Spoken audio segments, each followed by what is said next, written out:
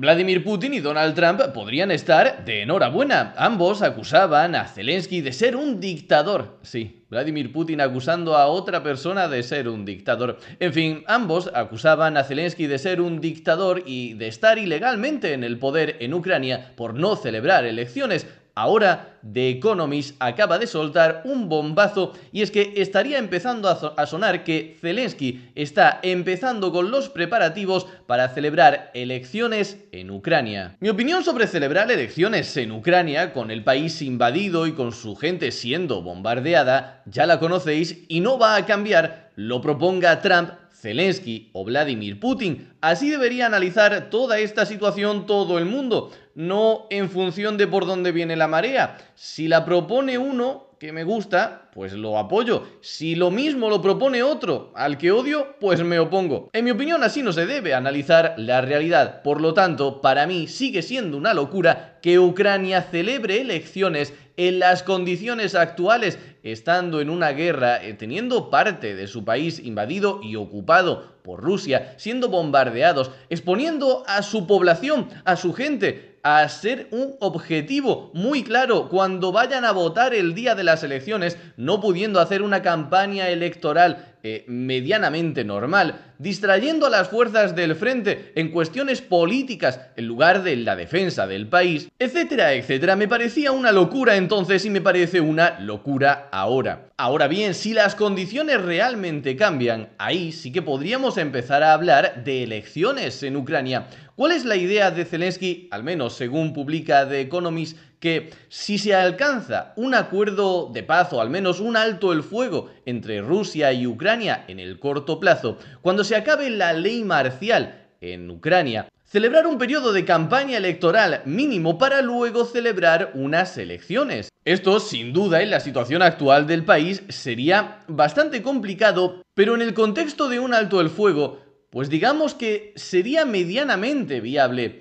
El problema es que esta medida seguro que no le va a gustar ni a Vladimir Putin ni a Donald Trump, porque ambos criticaban a Zelensky en este tema. Cuando pensaban que Zelensky no podía celebrar elecciones, llegaron a decir cosas tan ridículas como esta. Odio decirlo, nos comentaba Donald Trump, pero su índice de aprobación es del 4%, en referencia a Zelensky. Mirad, cualquier analista medianamente serio que haya dado la más mínima veracidad a este porcentaje de un 4%, os estaba mintiendo. Es imposible creerse este porcentaje de un líder en tiempos de guerra. Ni siquiera estamos hablando de un 30, 40, 25, 15, 10%, un 4%. Lo que sucede, y todo el mundo lo sabe aunque quieran ocultarlo, es que cuando un país entra en guerra, cuando tiene un enemigo extranjero, un enemigo externo, por muy mal que lo pueda llegar a hacer su gobernante, su líder en general, todos tienden a apoyarle, tienden a refugiarse bajo esa figura de unidad. Por eso, muchos presidentes, muchos líderes a lo largo de la historia, y no solamente de la democracia, han iniciado conflictos o han creado agentes externos para presentarlos como el enemigo a batir, con la idea, con la intención de legitimarse ellos en el poder. Así que independientemente de que adores a Zelensky o que te parezca la peor persona del mundo, es una obviedad que sigue teniendo un apoyo enorme en Ucrania. Además, a algunos se le olvida, pero podrá gustar más o menos su figura. Pero cuando estalló la guerra, cuando Rusia invade Ucrania, los aliados de Ucrania, los aliados de Zelensky, cogieron el teléfono y le dijeron: Volodymyr, ¿qué necesitas? Te pongo el avión donde y cuando digas para sacarte del país tanto a ti como a tu familia y llevaros a un lugar seguro en el que vivir un retiro con todos los gastos pagados. Y Zelensky les dijo: dejaos de tonterías, no necesito aviones, lo que necesito son armas para defender a mi país. Te podrá gustar menos o más la figura de Zelensky, lo que ha hecho a lo largo de todos estos años o incluso antes de que estallase esta guerra.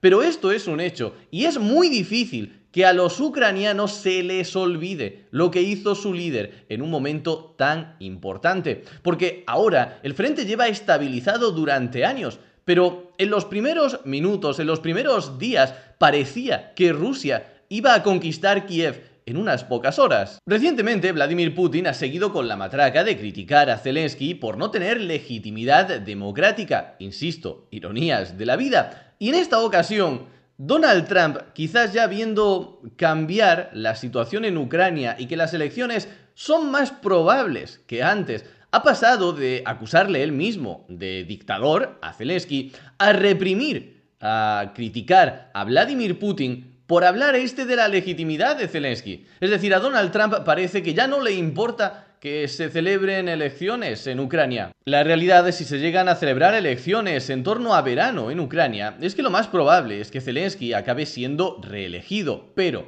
en el caso de que Zelensky no saliese reelegido, el que le va a sustituir no va a ser ni más prorruso, ni más pro Estados Unidos, queriendo firmar cualquier acuerdo que le ponga Donald Trump sobre la mesa. En realidad, los mejor posicionados para sustituir a Zelensky son gente más radical, por así decirlo, que el propio Zelensky. Eso por un lado, y por otro lado volvemos con el tema que sigue enfrentando a Trump y a Zelensky desde prácticamente el primer momento. Trump acusa a Zelensky de intentar retirarse del acuerdo sobre minerales. El famoso acuerdo, sí, algunos ya dijeron que estaba firmado, pero no.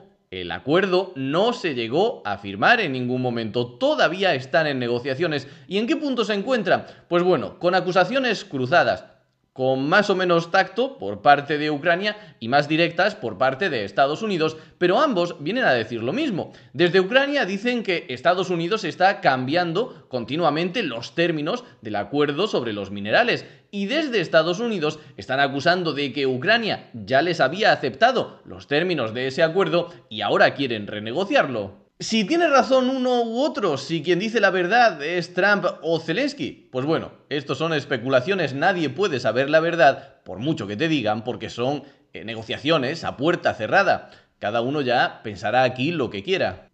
Mientras tanto, se van conociendo algunos detalles de este acuerdo. El acuerdo se aplicaría a todos los recursos minerales, petróleo y gas en toda Ucrania. Una parte clave de la propuesta requiere que las empresas ucranianas contribuyan a un fondo de inversión conjunto entre Estados Unidos y Ucrania, que sería supervisado básicamente por Washington, por 3 a 2 miembros en el Consejo, lo que genera temores de que Ucrania estaría cediendo un amplio control de activos clave de su país a Estados Unidos. Y aquí viene uno de los puntos clave donde yo creo que están teniendo un mayor encontronazo entre ambos países. Dice, el borrador obtenido por CNN establece que la asistencia anterior de Estados Unidos a Ucrania sería considerada como contribuciones al fondo de asociación, algo que Kiev ha dicho que no aceptaría, dado que eso probablemente significa que Ucrania no se beneficiaría de ningún ingreso hasta que Estados Unidos haya recuperado todo su dinero de asistencia. Es decir, en resumen, lo que está queriendo Donald Trump es que se considere que la ayuda que Estados Unidos ha enviado a Ucrania durante este tiempo de guerra se considere como una aportación al Fondo Conjunto de Minerales.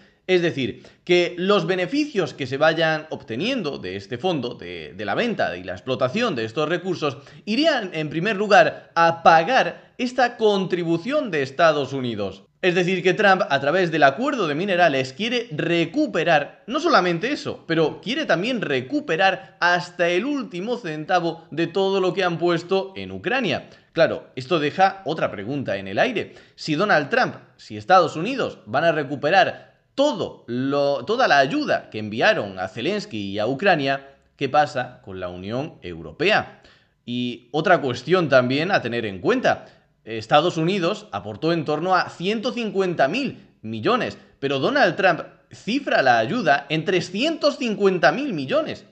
No sé si es que le estará sumando unos intereses desorbitados o algo así. En cualquier lugar, en términos totales, no solo en ayuda militar, sino en ayuda financiera económica global, la Unión Europea como conjunto ha enviado más ayuda a Ucrania que Estados Unidos. Este es un concepto que alguna gente confunde. Estados Unidos es el país de forma aislada que mayor contribución ha aportado a Ucrania, vamos, de forma desmedida, con mucha ventaja sobre cualquier otro país. Ahora, la suma de toda la Unión Europea supera a la ayuda individual de Estados Unidos. Por lo tanto, si Zelensky acepta devolver todo el dinero a los Estados Unidos, también debería hacer, digo yo que sería lo lógico, lo propio con la Unión Europea, y con ellos tiene incluso, como digo, más deuda. Pero sigamos, el acuerdo propuesto otorgaría a Estados Unidos el derecho de primera oferta para todos los proyectos futuros de recursos naturales e inversión en infraestructura.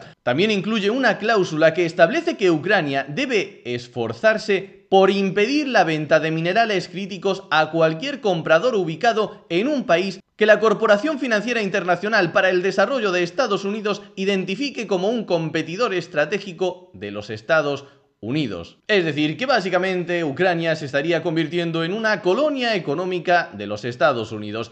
La mayor parte del beneficio de los recursos naturales de Ucrania irá a parar a Estados Unidos, y además Ucrania no tendría la potestad o la libertad para comerciar con sus recursos naturales con el país que le diese la gana. Algunos dirían que Ucrania lleva años de guerra y han perdido miles de vidas para intentar no convertirse en una colonia rusa, en la Bielorrusia de Rusia, para acabar convirtiéndose en una colonia de los Estados Unidos. Pero aquí no acaba la situación. Donald Trump también ha pasado a la ofensiva con Rusia y ya ha empezado a amenazar a Vladimir con sanciones si ve que sigue retrasando u oponiéndose al alto el fuego en Ucrania. Pero eso, para no extendernos más, lo dejamos para el próximo vídeo. Muchas gracias por ver el vídeo, darle a like y suscribirte para apoyar este pequeño proyecto. Como siempre, nos vemos en el próximo vídeo.